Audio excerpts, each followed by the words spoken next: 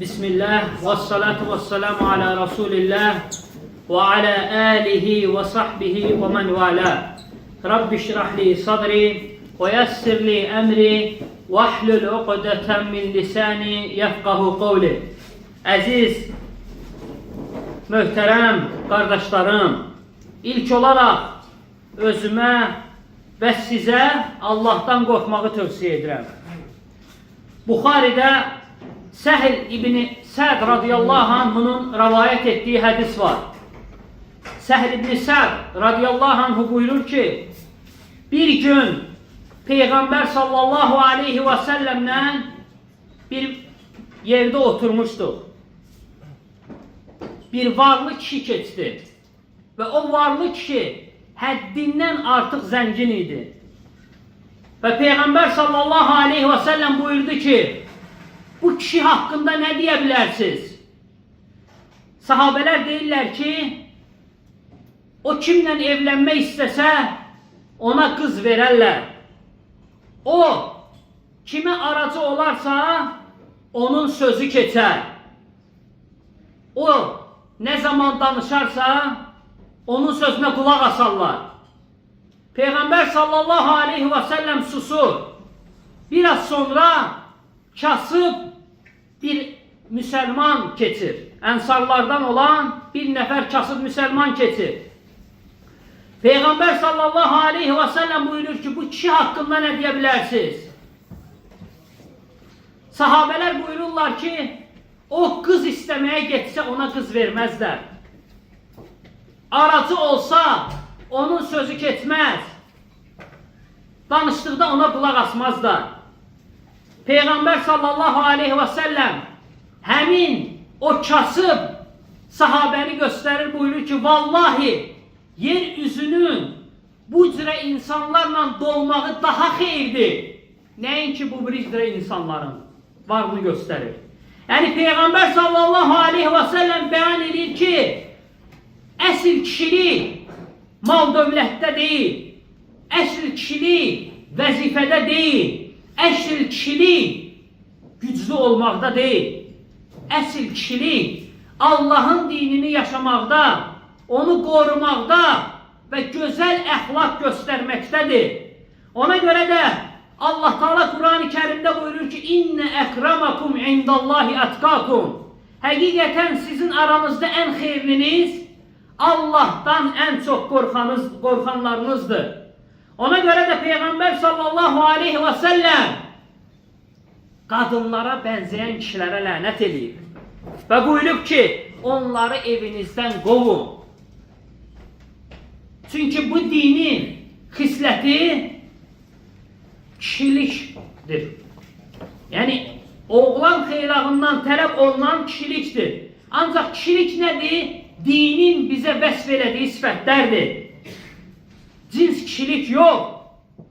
Allahın istədiyi kimi olmaqdır.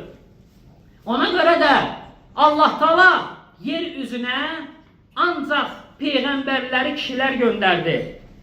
وَمَا أَرْسَلْنَا مِنْ قَبْلِكَ إِلَّا رِجَالًا نُوحِي إِلَيْهِمْ Buyurur ki, səndən əvvəl özünə vəhy elədiyimiz elçilər məhz kişilər idi. Biz onları kişilərdən göndərdik. Ona görə də insan, müsəlman çalışmalıdır ki, Allahın dinini Allahın istədiyi tərzə qorusun. Onda həmin o şəxsdən Allah razı olar. Onda həmin şəxsdə kişilik sifəti olar. Əsl kişilik bu dinin mahiyyətini öz üzərində hiss etməkdir. Onu yaşamaqdır. Hər bir müsəlman Allahın dininin qeyrətini çəkməlidir. Əsl müsəlman Allahın dinini qorumalıdır. Biz elə bir dövrdə yaşayırıq ki, bu günlərin ümmətin əsl kişilərə ehtiyacı var. Allahın vəsf elədiyi kişilərə ehtiyacı var. Sən bədəndən güclü ola bilərsən, sən vəzifəli ola bilərsən, sən varlı da ola bilərsən. Ancaq sənin Allahın dininə xeyrin dəymirsə, sən Allahın istədiyi kişilərdən deyilsən. Əgər sən Allahın dininə ciddi yanaşmırsansa, sən Allahın istədiyi kişilərdən deyilsən.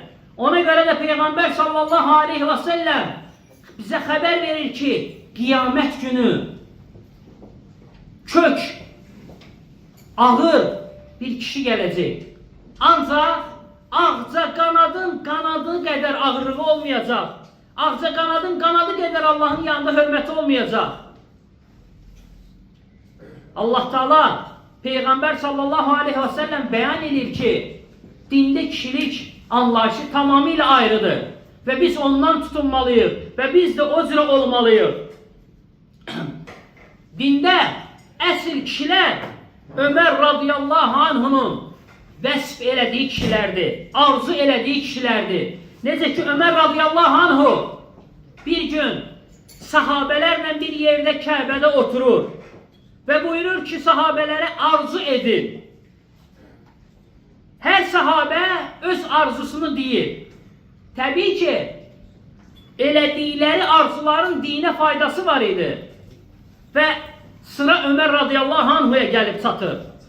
Ömər radiyallahu anhu buyurur ki, mən Allahın evinin, bu evinin o kişilərlə dolmasını arzu edirəm ki, onlar Əbu Ubeydə bin el-Cərrah, Muaz bin Cəbəl, Huzeyfə bin Yəmən kimi o kişilər olsun. Fikir versiniz, Ömər radiyallahu anhuya arzu çatanda buyurur ki, mən istəyirəm ki, Əbu Ubeydə bin el-Cərrah, Muaz bin Cəbəl, Huzeyfə bin Yəmən kimi kişilərlə Allahın evi dolsun. Niyə görə Ömər radiyallahu anhu bunu deyirdi? Əbu Ubeydə bin el-Cərrah, Əbu Ubeydə bin el-Cərrah əsl kişiliyi özündə cəm eləmişdi. Ona görə də Peyğəmbər sallallahu aleyhi və səlləm onu bu ümmətin əmini adlandırmışdı. Elə bu hədis kifayət eləyir onun fəzilətini qeyd eləməyə. Bu ümmətin əmini Əbu Ubeydə bin el-Cərrahdır. Və Ömər radiyallahu anhu ona görə arzulayır ki, bu ümmətin kişiləri Əbu Ubeydə bin el-Cərrah kimi olsun. Həmçinin Ömər radiyallahu anhu arzulayır ki, bu ümmətin kişiləri Muaz bin Cəbəl kimi olsun. Muaz bin Cəbəl kimdir? Muaz bin Cəbəl bu ümmətin halal və haramını ən gözəl bilən şəxs idi. Muaz bin Cəbəl Peyğəmbər sallallahu aleyhi və səlləmin 16-17 yaşında onu Yəmənə İslam dinini təbliğ eləməyə səfir olaraq göndərdiyi şəxs idi. Muaz bin Cəbəl Peyğəmbər sallallahu aleyhi və səlləmin hədisdə vəsf elədiyi kimi qiyamət günü tək gələcək. Tək. Oxu atısan, nə qədər uzaq məsafəyə düşür.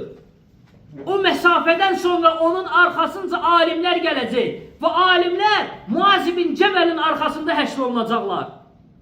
Ömər radiyallahu anhu o cürə kişilərdən olmağı arzulayır müsəlmanlara. Üçüncü şəxs Huzeyfə bin Yəmən kimi kişi olmağı arzulayır. Huzeyfə bin Yəmən kimdir? Huzeyfə bin Yəmən Peyğəmbər sallallahu aleyhi və səlləmin sirdaşı idi. Peyğəmbər sallallahu aleyhi və səlləm sirləri ona deyirdi. Peyğəmbər sallallahu aleyhi və səlləm münafiqlərin adını ona demişdi. Bilirdi ki, Huzeyfəyə nə olursa olsun, heç kəs ondan söz ala bilməz. Nə qədər əzab versələr də, döysələr də, söysələr də, nə əzab versələr, ondan söz ala bilməzlər. Ona görə də Peyğəmbər sallallahu aleyhi və səlləm onu sirdaş adlandırmışdı. Peyğəmbər sallallahu aleyhi və səlləmin sir yoldaşı adlandırmışdı. Ona görə Ömər radiyallahu anhu belə kişilərin olmağını arzulayırdı. Nəyə görə? Allahın dinini yer üzərində təbliğ eləyib yaysın deyinə. Əsl kişilər bununla görsənir. Allahın dinini yaşamaqla görsənir. Sənin mal dövlətin də, sənin vəzifən də, sənin gücün də əgər Allah üçün sərf eləmisənsə, boş şeydir. Faydası yoxdur. Ancaq sən nə qədər ki onu Allah üçün, Allaha itaətdə sərf eləsən, sənə bir o qədər faydalıq verəcək. Sənin başını bir o qədər uca eləyəcək. Əsl kişilik nədir? Əsl kişilik sözünün üstündə durmaqdır. Biz əgər müsəlmanlar vəd verdiysə yerinə yetirməliyik, söz verdiysə yerinə yetirməliyik. Bu müsəlman kişiyə xas olan sifətdir. Hətta ölsə belə ona əməl eləməlidir. Və yaxud da qabağındakının halallığını, razılığını necə lazımdır almalıdır. Baxın, Ənəs ibn Nadir radiyallahu anhuya. Ənəs ibn Nadir radiyallahu anhu Bədir döyüşünü buraxır. Və Bədir döyüşünü buraxmağının səbəbi də o olur ki, Peyğəmbər sallallahu aleyhi və səlləm Bədrə döyüş üçün getmədi. Ona görə də bir çox sahabələr Mədinədə qalmışdılar. Peyğəmbər sallallahu aleyhi və səlləm döyüşəcəyini bilmirdilər. Və qəflətən döyüş olduğuna görə Mədinədəki sahabələr peşman olurlar ki, döyüşdə iştirak eləmədilər. Onlardan da biri Ənəs ibn Nadir radiyallahu anh olur. Ənəs ibn Məlikin əmsi. Ənəs ibn Məlik İslamda iz qoymuş sahabələrdən də onun adını elə əmsinə görə qoyublar. Ənəs ibn Nadir'a görə qoyublar.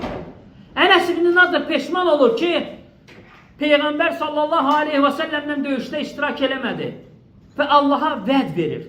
Deyir, Allahım, əgər Peyğəmbər sallallahu aleyhi və səlləm bir də döyüşsə, sən mənim necə döyüşdüyümün şahidi olacaqsan. Sənə vəd verirəm, əhd eləyirəm ki, mən elə döyüşəcəm ki, və siz bunu görəcəksiniz. Allaha vəd verir. Döyüş başlayır. Uhud döyüşü. Və müsəlmanlar, biz bilirik ki, ilk anda qələbə çalırlar. Sonra Peyğəmbər sallallahu aleyhi və səlləmin əmrinə tabi olmadıqlarına görə fitnə düşür və müsəlmanlar uduzmağa başlayırlar. Və müsəlmanlar arasında təfriqə yaranır. Çünki xəbər yayılır ki, Peyğəmbər sallallahu aleyhi və səlləm vəfat eləyib. Və sahabələr özlərini itirirlər. Bu zaman geri çəkilməyə başlayırlar. Görürlər ki, bir dənə sahabə Ənəs ibn Nadir radiyallahu anhu düşmənin üzərinə tək gedir. Tək gedir. Sahabələrdən onu tuturlar ki, hara gedirsən? Peyğəmbər sallallahu aleyhi və səlləm vəfat elədi. Qayıdır ki, Peyğəmbər sallallahu aleyhi və səlləm vəfat elədirsə biz niyə görə yaşayırıq?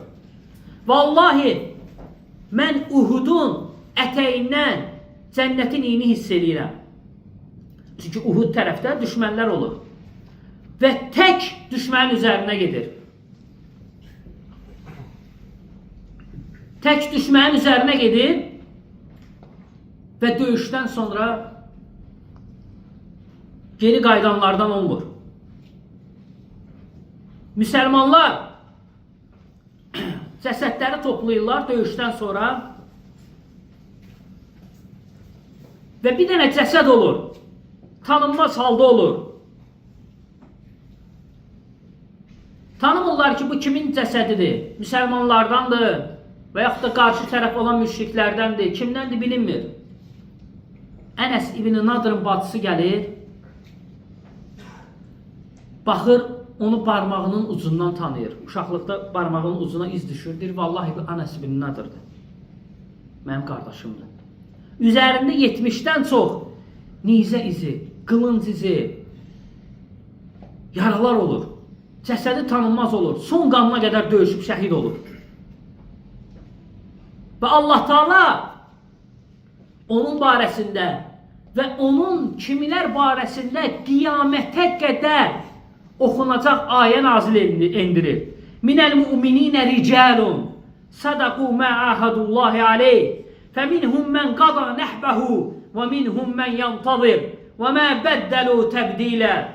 Deyir, möminlərin içərisində Allaha etdikləri vədə sadiq qalan kişilər var. Ənəs ibn Nadir kimi. Əhd elədilər, əhdlərinə sadiq qaldılar və Allah Teala onları kişi adlandırdı. Onlardan kimisi əhdini yerinə yetirib, şəhid olmuş. Onlardan kimisi də şəhid olmağı gözləyir. onlar əhdlərini əsla dəyişməzlər. Kimlər? Allahın razı qaldığı kişilər. Həmçinin Mus'ab bin Umeyr də onlar kimi olur.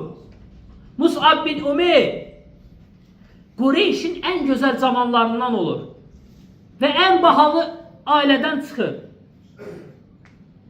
Ən bahalı ətirləri o vurur. Hətta Qureyşin qızları Mus'ab bin Umeyr keçəndə özlərini küçəyə verirdilər ki, Mus'ab bin Umeyr onlara baxsın, onları bəyənsin. Özünə fikir verən elə sahabə olur. İslamı qəbul edir. Ata-anası ondan imtina edir. Zənginlikdən fakirliyə düşür. Ət yiyən, həmişə tox qalan insan ağac qabığı yeməyə məcbur olur. Peyğəmbər sallallahu aleyhi ve sellem əlacsız qalır, onu Mədinəyə səfir olaraq göndərir. İslamda ilk səfir. Və gəlir Mədinənin çoxsunu dəvət edir. Və Peyğəmbər sallallahu aleyhi ve sellemlə qarşılaşdıqda deyir, ya Rasulullah, vallahi deyir, Mədinədə elə bir ev bıraxmadım ki, İslamı ora çatdırmayım. Qapıları döyüb, hamı İslamı çatdırırdı. Elə insan idi. Və şəhid olur Uhudda. Şəhid olur. Öləndə kəfən tapılmır. Ayağını örtdükdə başı açıq qalır, başını örtdükdə ayağı açıq qalır. Peyğəmbər sallallahu aleyhi ve sellem buyurur ki, ayağını bağlayın, başındakı xurma yarpaqları ilə örtün. Onlar əsl kişilər idi. Onlar Allahın dinini lazımınca qoruyan kişilər idi. Onlar əhdinə sadiq qalan kişilər idi.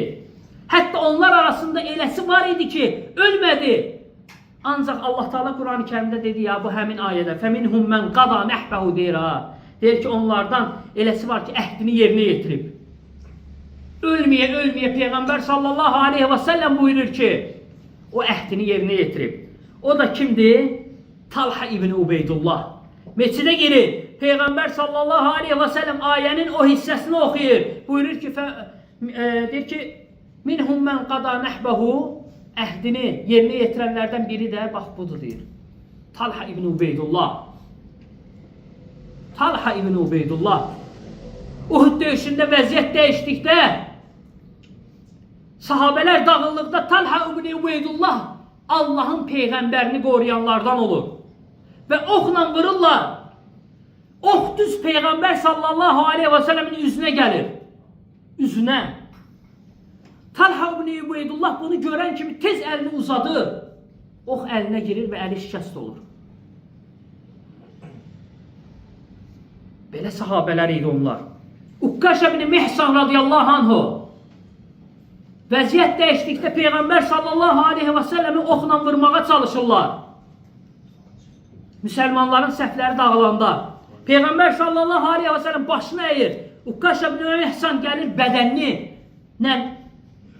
Peyğəmbər sallallahu aleyhi ve sellem qabağına verir, bədənini sipər edir. Oxlar Ukkaş ibn Mihsanın belinə dəyir. Onlar əsl kişilər idilər. Allahın dinini lazımı səviyyədə, lazımı tərzdə yaşayan kişilər idi.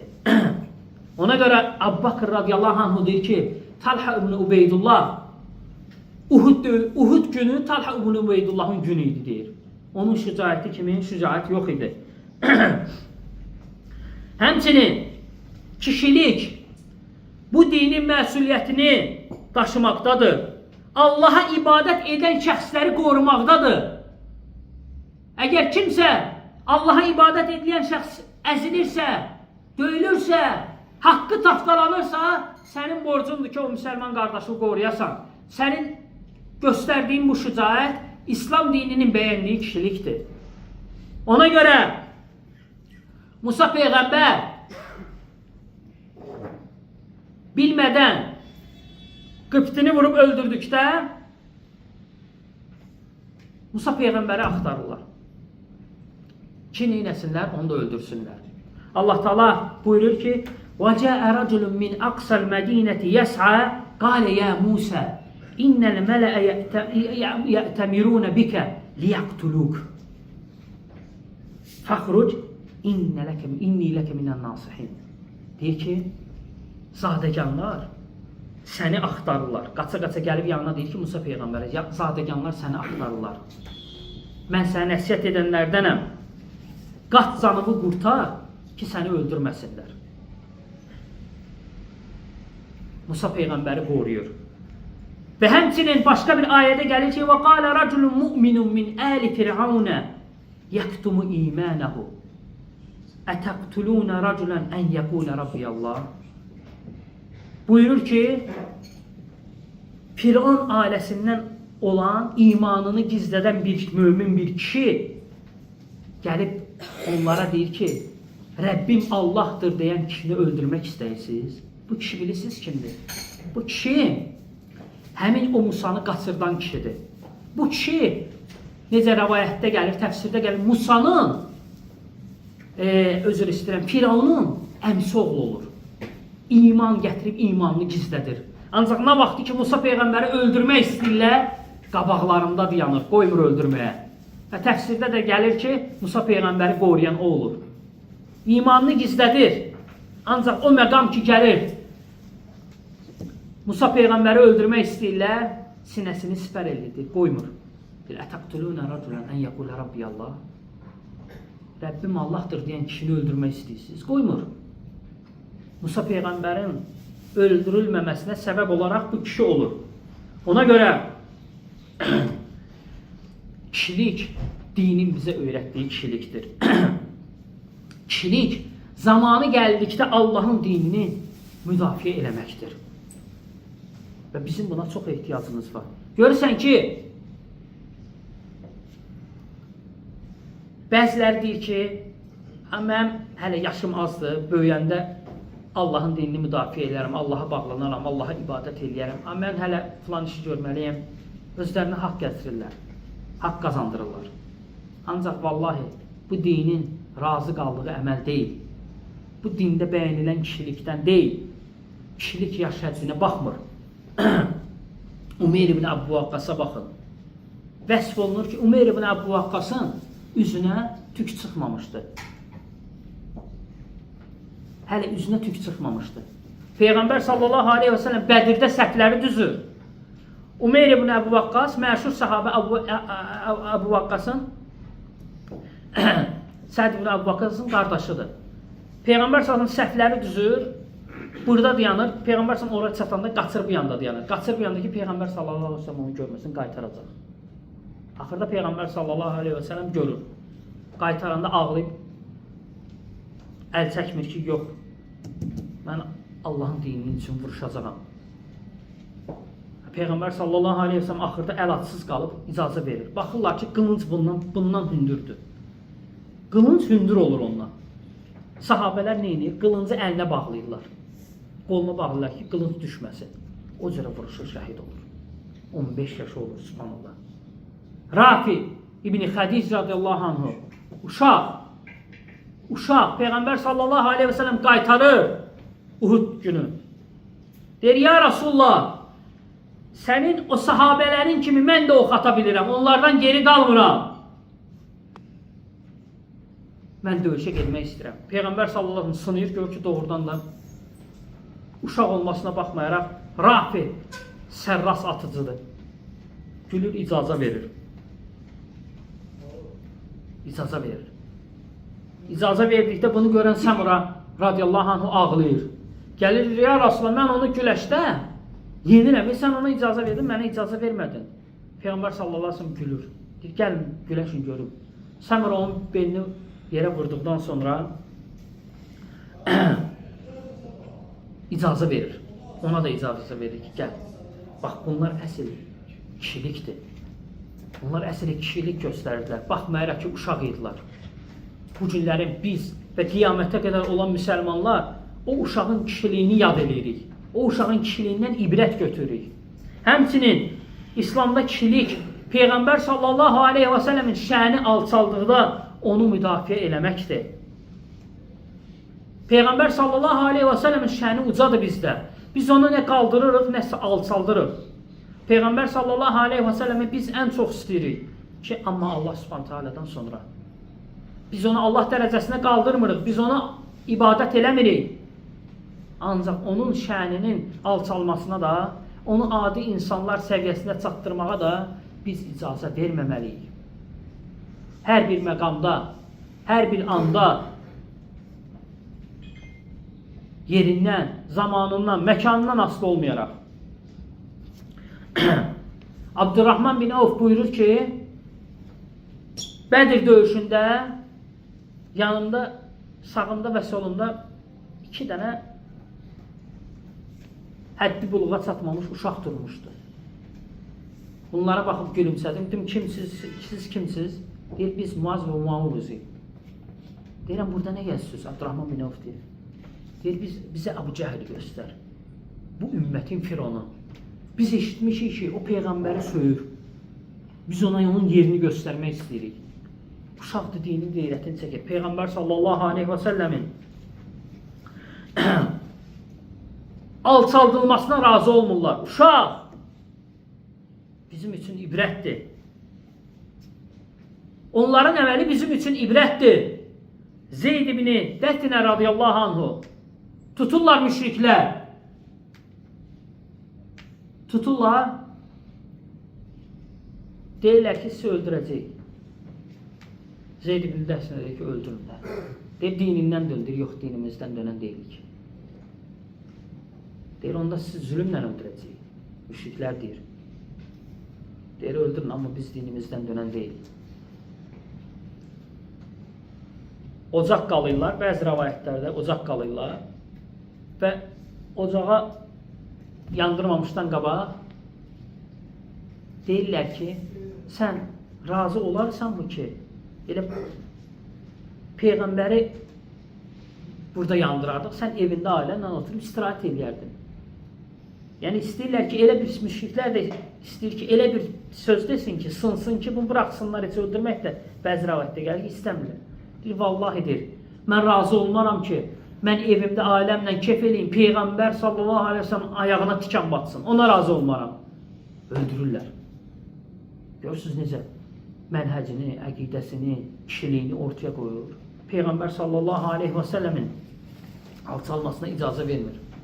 Bunu görən Əbu Süfyan deyir ki, vallahi, hələ müşrik olan vaxtı deyir, vallahi deyir, mən insanlar içində sahabələrin Peyğəmbəri sevdiyi kimi ikinci bir insan görməmişəm ki, başqa bir insanı sevsin. Sahabələri Peyğəmbəri sevdiyi kimi adi bir insanlar içində onlara oxşar kişi görməmişəm ki, insan görməmişəm ki, sevsin. O cürə sahabələr Peyğəmbər sallallahu aleyhi və səlləmi sevirdilər. Kişilik budur, qardaşlar. Ona görə Xəndək döyüşündə Qureyşin ən güclü döyüşçülərindən biri Əmr ibn Vurd gəlir. Yəni, döyüşməyi ilə səs salan bir adamdır. Qureyşin içində tanınmış, özünü 2 dənə oxla, özür istəyirəm, 2 dənə qılıncla döyüşərdi. Gəlir, qışqırır ki, ey Muhammed, adamı çıxart qabağıma. Xəndək döyüşü. Hələ döyüş olmur, bu keçir. Deyir ki, ey Muhammed, adamı çıxart. Səsini eşidirlər, sahabələr dayanırlar. Peyğəmbər sallallahu aleyhi və səlləm buyurur ki, ey Əli, dur. Əli qalxır. Əli də o vaxtı cavan olur. Qalxır. Gedəndə Peyğəmbər sallallahu aleyhi və səlləm şumağını çıxardır başına atanı. Əmmaməsini, üzr istəyirəm, əmmaməsini çıxardır, o vaxt əmmamə taxırdı. Verir, açır verir Əli radiyallahu anh'a. Əli radiyallahu anh da üzünü bağlayır. Bağlamağının da səbəbi o olur ki, həm onu tanımasın. Çünki Amr Əli radiyallahu anh'ın atasının dostuydu. Çox yaxın dost olurlar. Həmçinin də uşaq olduğuna görə, yəni uşaq deyəndə cavan olduğuna görə birdən döyüşmək istəməz. Əli radiyallahu anh'ı ona görə bağlayır və Amr'ın qabağına çıxır. Amr deyir, Əli radiyallahu anh deyir ki, döyüşək. Amr deyir, yox. De görüm sən kimsən? Əli radiyallahu anh deyir ki, müsəlmanlardan bir nəfər. Deyir, yox, mən bilməsəm kimsən, döyüşmərəm. Deyir, mən Əli ibn Əbi Talibəm. Gülür. Qayıdır, deyir ki, səni niyə göndəriblər? Az yaşlı olduğuma görə, yəni uşaq olduğuma görə göndəriblər, yəni rəhim eləyim sən gedəsən. Və yaxud deyir, yox deyir. Vallahi, mən müsəlmanlar içində dərəcə baxımından, məqam baxımından ən aşağı olduğuma görə göndəriblər, ən azı. Əli radiyallahu təbii ki, bunu təvazükarlığından deyir. Ona görə göndərirlər. Deyir, ey Əli, get. Mən səninlə vuruşmayacam. Sən mənim atonla dost idin.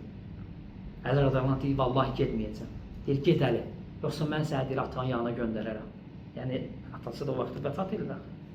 Deyir, ya, deyir, mən səni atamın yanına göndərəcəm. Get. Deyir, yox, mən gedən deyiləm. Əli radiyallahu deyir ki, onda mən səni vuruşacağım. Ancaq vuruşmamışdan qabaq səndən 3 şey istəyirəm. Əmr deyil, buyur. Bir şəhadət gətir.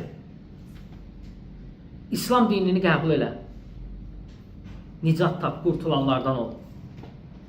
Əmr bunu var deyir ki, xeyr, mən İslamı qəbul eləməyəcəm. Onda Əli radiyallahu anh deyir ki, qayıt. Mənlə vuruşma. Müsəlmanlarla vuruşma. Vallahi kim Peyğəmbərlə vuruşursa, zəlil olur. Qayıt. Deyir, yox, deyir, qayıtsam hamı deyəcək ki, uşaqdan qorxub qayıtdı. Üçüncünü dinlə. Əli radiyallahu anh deyir ki, onda başqa yolumuz qalmadı. Vuruşmalıyıq, amma şərtim var. Sən atığın üzərində olacaqsan, düşməyəcəksən. Mən isə yerdən vuruşacam. Yəni, biz bilirik ki, atın üzərində olan yerdəkindən qat-qat üstündə artır. Deyir, olar. Əmr ibn var atında 2 dənə qılınc əlində, Əli radiyallahu anh da aşağıda, atsız vuruşmağa başlayır. Və bu anda toz duman olur, təpəcik olur, onun arxasına keçirlər, vuruşa-vuruşa görsənmir və Peyğəmbər sallallahu aleyhi ve sellem'in çox narahat olmağa başlayır, ayağa qalxır Əli radiyallahu anh'a görə. Çünki Əli radiyallahu anh müsəlmanlar içində fəzilətli insanlardan biri idi. Baxmayaraq ki, təvazükar olaraq elə deyir Əli radiyallahu anh'u. Peyğəmbər sallallahu aleyhi ve sellem qızın əri idi, müsəlmanların qabaqda gedəni idi, ən şücaətlərindən idi. Və Peyğəmbər sallallahu narahat olur, qalxır ayağa. Bir də görürlər toz dumanın arasında Əli radiyallahu anh gülə-gülə gəlir. Əmrin də başı əlində. Onlar belə kişilər idilər. Onlar Peyğəmbər sallallahu aleyhi ve sellem'e bu cürə qoruyurdular. Allahın dinini bu cürə qoruyurdular. Allahın dinini bu cürə yaşayırdılar. Həmçinin, qardaşlar, kişilik günahın qabağında sınmamaqdır. Nəyin bahasına olursa olsun. Yusuf əleyhissalama baxın. Yusuf əleyhissalam yanına gəlirlər və onu zindanla, türmə ilə təhdid edirlər ki, ya günaha gedəcəksən, yəni hekayə uzundur, hamınız bilirsiniz, ya da ki, səni zindana atacaq.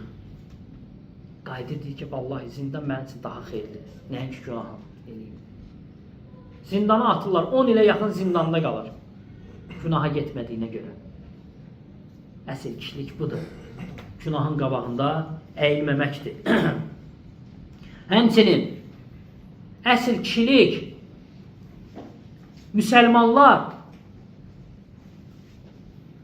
alçaldıqda, müsəlmanlar əziyyət çəkdikdə onu müdafiə eləməkdir. Necə ki, Peyğəmbər sallallahu aleyhi ve sellem Xalis ibn Umeyri Rumlara səfir göndərir. Və məktub verir ki, apar Rumların böyüyünə ver. Və Xalis ibn Umeyri şəhid edirlər. Biz bilirik ki, hətta əzəldən, əvvəlcədən də səfirlər toxunulmazdı, səfirlərə dəymirdilər. Ancaq Rumlar Peyğəmbər sallallahu aleyhi ve sellemin sahabəsini, onun elçisini şəhid edirlər. Yəni, alçaldırlar müsəlmanları. Və Peyğəmbər sallallahu aleyhi ve sellemin ya bunu qəbul eləməli idi, ya da ki, müsəlmanların mövqeyini göstərməli idi. Peyğəmbər sallallahu aleyhi ve sellem sahabələrinə əmr edir ki, hazırlaşın. Muta döyüşü olacaq, mutaya gedəcəksiniz. Səfiri öldürüblər. İslamın səfirini alçaldıblar. Mutaya gedəcəksiniz. və qoşunu hazırlayır və Peyğəmbər sallallahu aleyhi və səlləm buyurur ki, qoşuna Zeyd ibn Harisəni başçı qoyuram. Ordunun başında Zeyd ibn Harisi olacaq. Əgər o ölərsə, şəhid olarsa, ordunun başına bayrağı Cəfər ibn Əbu Talib radiyallahu anhü götürsün. Yəni ikinci ordunun başında olacaq. Buyurur ki, əgər o da şəhid olarsa, Abdullah ibn Ravaha bayrağı götürsün. Əgər o da şəhid olarsa, müsəlmanlar öz arasında bir nəfəri özlərinə başçı seçsinlər. Yəni, sahabələr artıq başa düşürlər. Başa düşürlər ki, bu üçü də şəhid olacaq. Çünki Peyğəmbər sallallahu aleyhi və səlləm hələ indiyənə qədər belə deməmişdi. Harasa ordu göndərəndə bu cürə mərhələ-mərhələ ordunun başçılarını təyin eləməmişdi. Ona görə sahabələr bilirlər ki, böyük ehtimal bunlar şəhid olacaq. Və 3000 ordu 200 minlik ordunun qabağına çıxır. Muta döyüşündə. 3000 hara, 200 min hara. Və müsəlmanlar məsciddə yığışırlar Peyğəmbər sallallahu aleyhi və səlləm ətrafında. Çünki Peyğəmbər sallallahu aleyhi və səlləm vəhiy gəlirdi.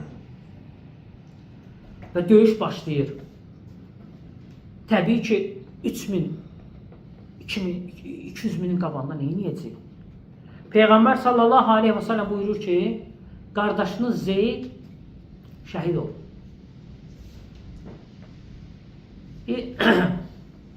Bir müddət keçəndən sonra buyurur ki, qardaşınız Cəfər şəhid oldu. Bir müddət keçəndən sonra buyurur ki, qardaşınız Cəfər şəhid oldu.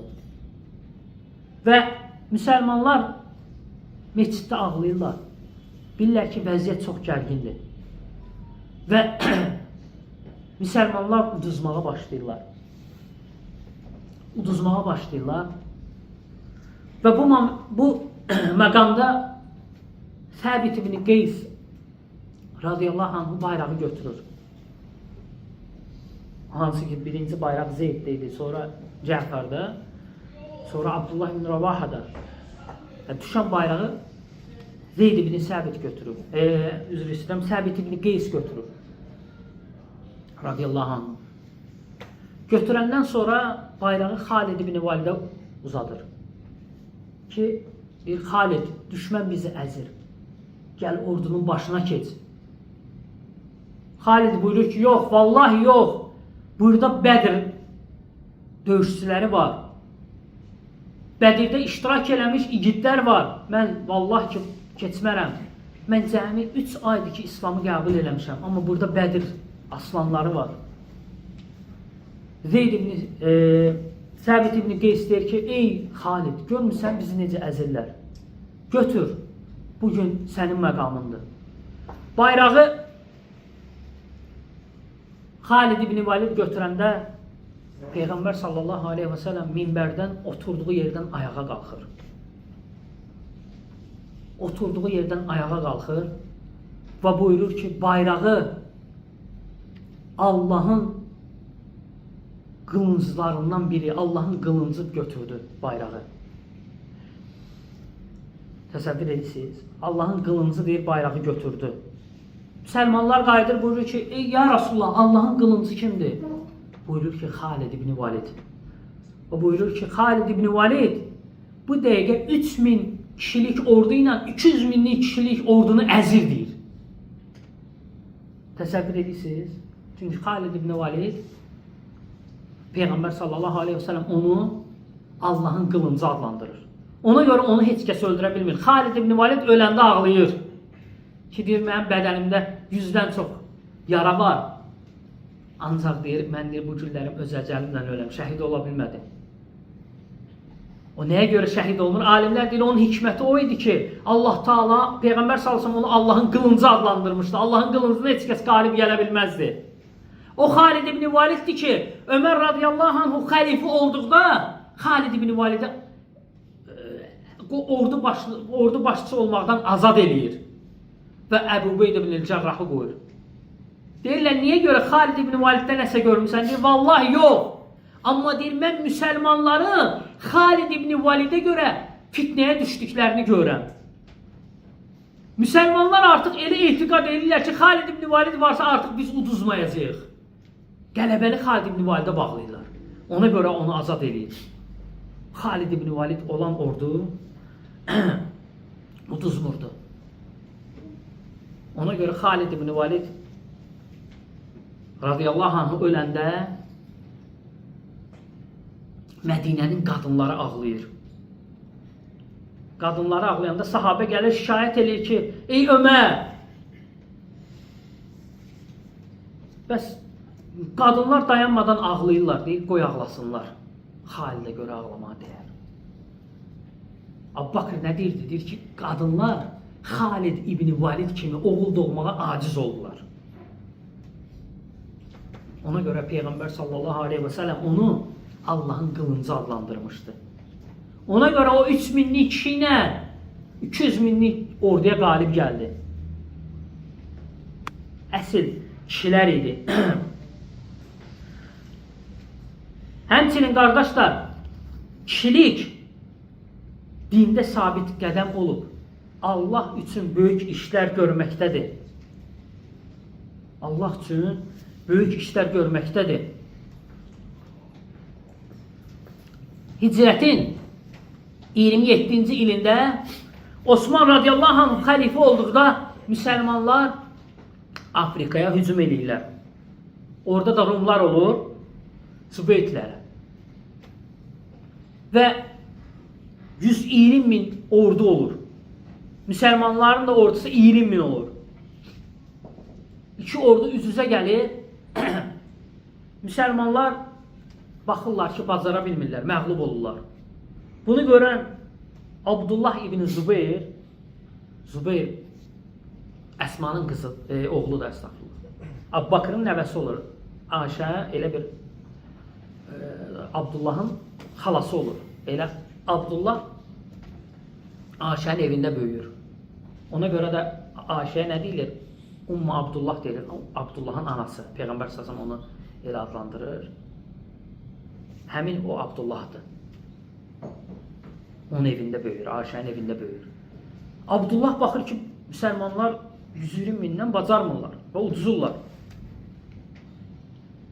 Tək Rumların ordusunun içindən yara-yara gedir. Gəlir arxada dayanan Rumların kralını öldürür. Kralını öldürür, tək gelir, tək. Kralını öldürür və ondan sonra tutur belə başını və Allah Akbar deyir, Allah Akbar deyir. Bütün döyüşçülərin fikrini öz üzərinə çəkir. Müsəlmanlar görürlər ki, Rumların kralının başı Abdullah ibn Zübeyrin əlindədir, həvəslənməyə başlayırlar. Bunu görən 120.000'lik ordu da Rumların ordusu. Görüldü ki, başçıları artıq öldü, qaçmağa başlayırlar. Təsəvvür edirsiniz, tək qələbiyə səbəb olur. Əsl kişi. Və yaxud da İkrimə radiyallahu anhu. İkrimə radiyallahu anhu bilirsiniz kimdir?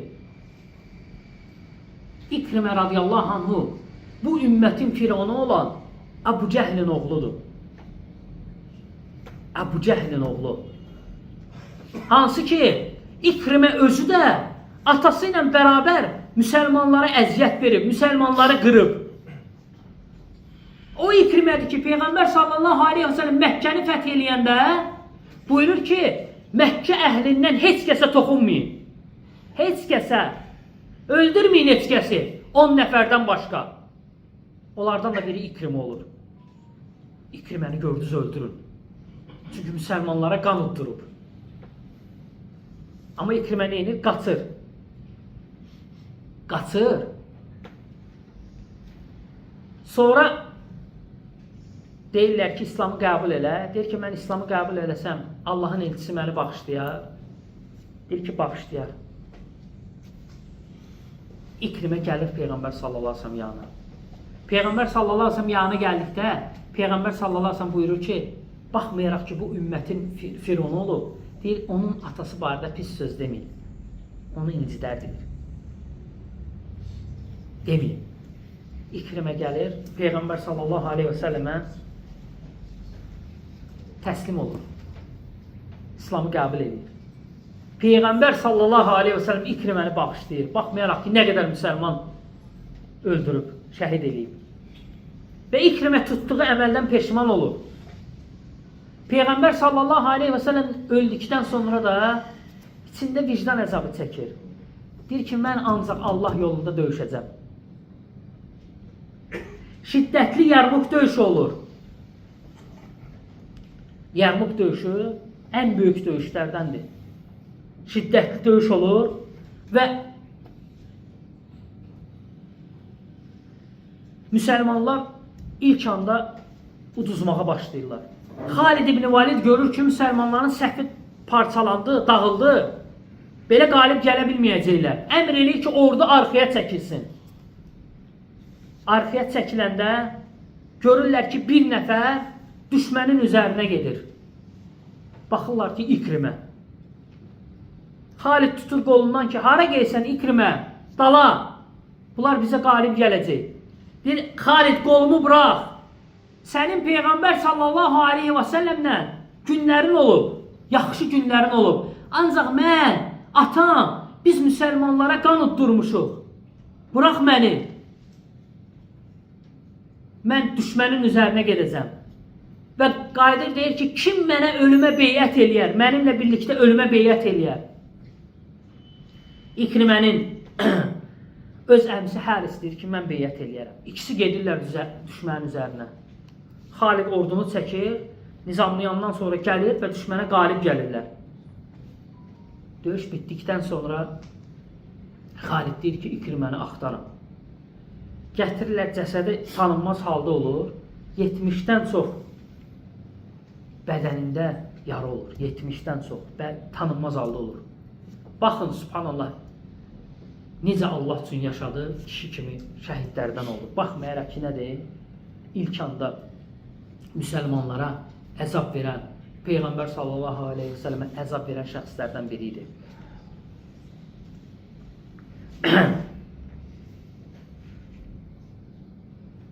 Abbakrın vaxtında Xalid ibn Valid radiyallahu anhu Hillanı mühasirədə saxlayır.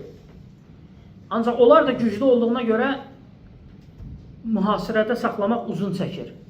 Xalid ibn Valid yazır ki, ey Abbakr, mənə kömək göndər. Abbakr da o vaxt müsəlmanların ordusu az olur say baxımından. Abbakr radiyallahu anhu ora bir nəfər göndərir. Qaqaqla. Bir nəfər. Xalid ibn Valid baxır, elə bilir ordu gələcək, baxır ki, bir nəfər gəlir. Və Abbakrın məktubu. Qaqa İbn Amr Təmimi olan ordu uduzmur. Təsəvvür edirsiniz necə müsəlmanlar idi, necə kişilər idi. Amr ibn As radiyallahu anhu, Ömər radiyallahu anhu xəlifə olduqda Amr ibn As Misri fəth edir. Və Ömərə deyir ki, yenə mənə kömək göndər. Ömər radiyallahu anhu çox ordu istəyir. Ömər radiyallahu anhu ona 4000 ordu göndərir və 4000-in başında bir nəfər göndərir. Və yazır ki, bu bir nəfərin hələsi 1000 nəfərə bərabərdir, narahat olma. Onlar da kimdir? Zübeyr ibn Avvam, Miqdad ibn Amr, Ubadət ibn Samit, Müslimə. Təsəvvür edirsiniz, gör necə insanlar olub, gör necə şəxsiyyətlər olub, Allahın dini üçün necə canlarını veriblər. Onlar elə kişilər idilər. Və İslamın da bizdən tələb elədiyi nədir? Bu cürə kişilik göstərməkdir. Həmçinin kişilik İslamda qeyri-müsəlmanın qabağında sınmamaqdır. Aciz olsan da belə. Peyğəmbərin sahabəsi Abdullah ibn Huzayfə kimi Rumlara əsir düşür Ömərin vaxtında. Deyirlər ki, krallarına, Rumların kralına, deyirlər ki, Peyğəmbərin sahabəsi var burada. Abdullah ibn Huzayfə əsirdir bizdə. Gətirin yanıma. Gətirirlər. Deyir, ey Abdullah, Deyir, adı nədir? Abdullah ibn Huzayfə. Deyir, ey Abdullah, gəl deyir, mülkümün yarısını sənə verirəm. Mülkümün yarısını sənə verirəm. Və səni qızımla evləndirirəm. İslam dinindən dön, xristiyan ol. Onsuz da əsirsən, əlimdəsən. Amma mən sənə böyük bir jest edirəm.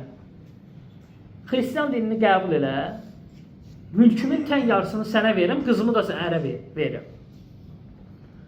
Abdullah ibn Huzeyfə deyir ki, Abdullah ibn Huzeyfə, nəinki sənin mülkün, vallahi bütün ərəblərin mülkünü də versən, mən dinimdən dönmərəm.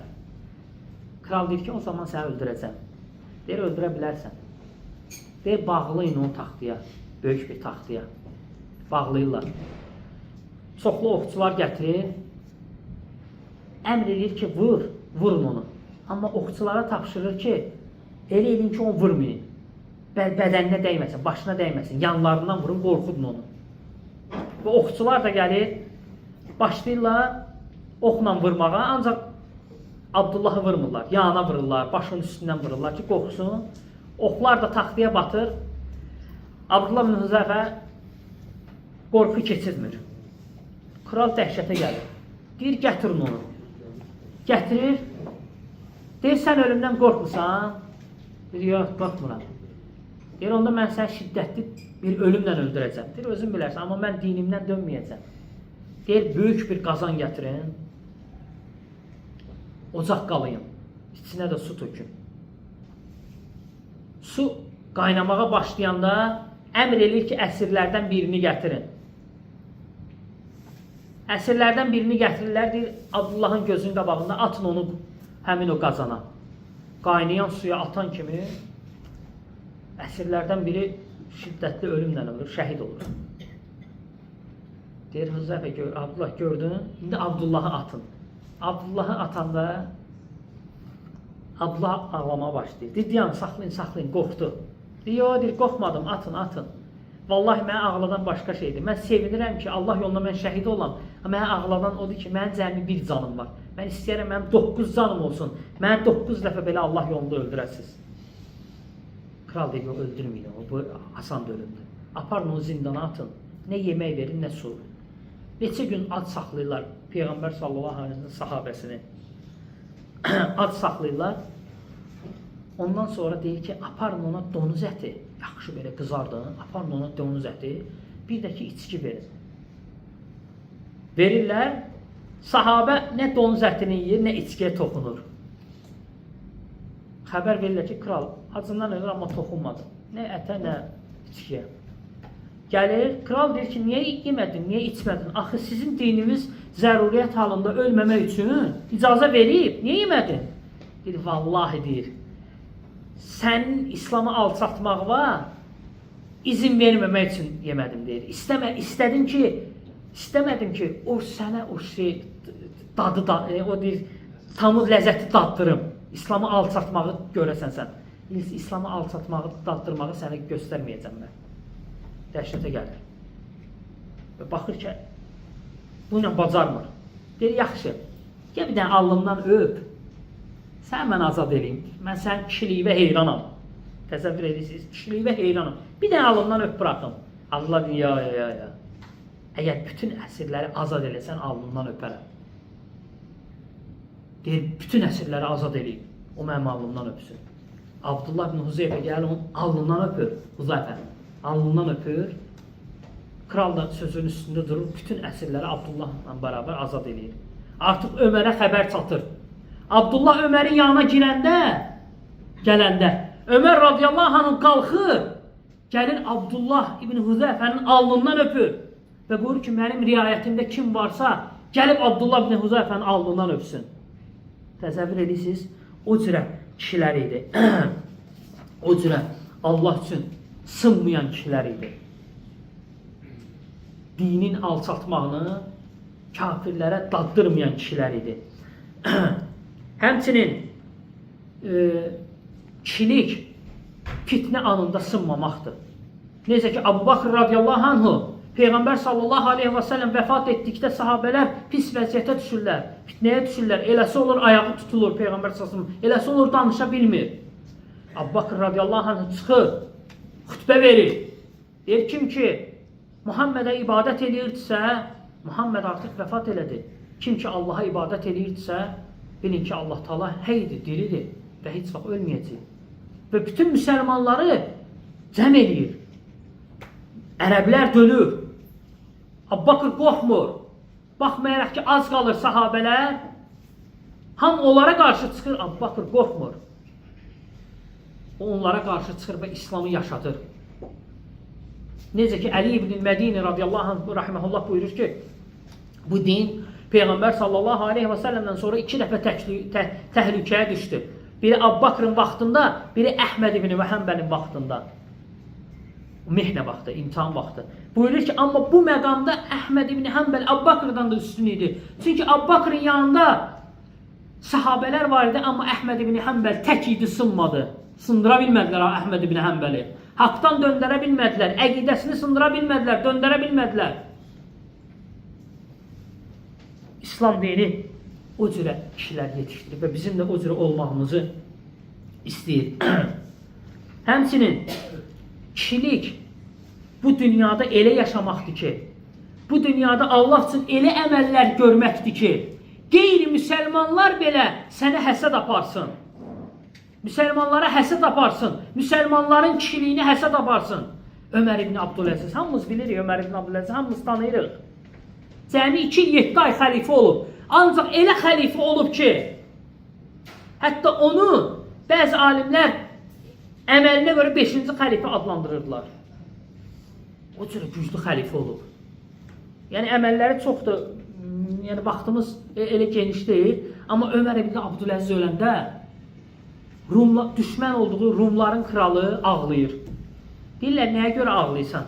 Deyir, bu günlərin yer üzündə elə bir adam vəfat elədi ki, onun kimi yer üzündə adil ikinci bir adam yoxdur.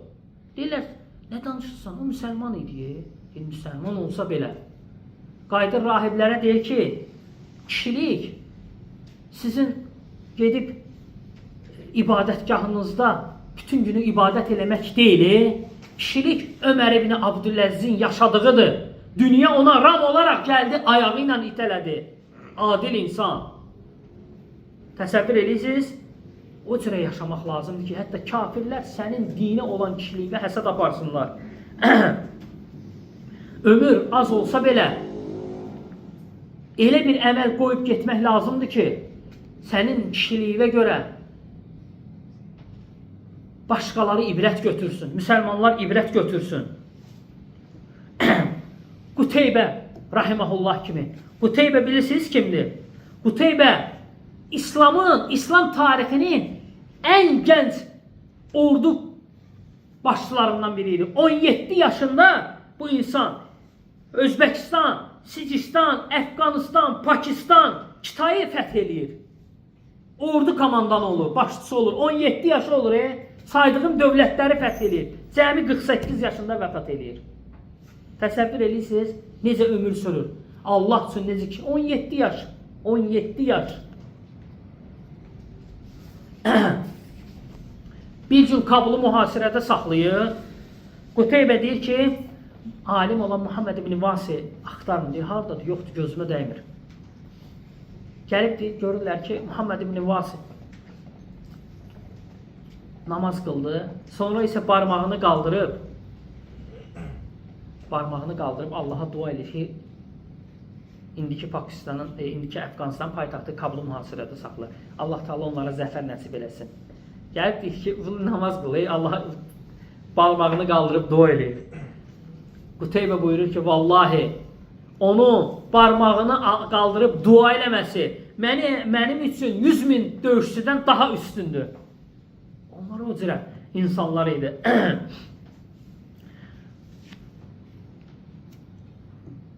Vaxt çox oldu. Yəni, ümumiyyətlə, qardaşlar, biraz vaxt çox oldu. Allah Subhanahu Taala'dan istəyirəm ki, bizə eşidib faydalananlardan eləsin. Bura qədər mən düşünürəm bəs eləyər. Yəni, çox uzatmayaq. Haqqınızı halal edin.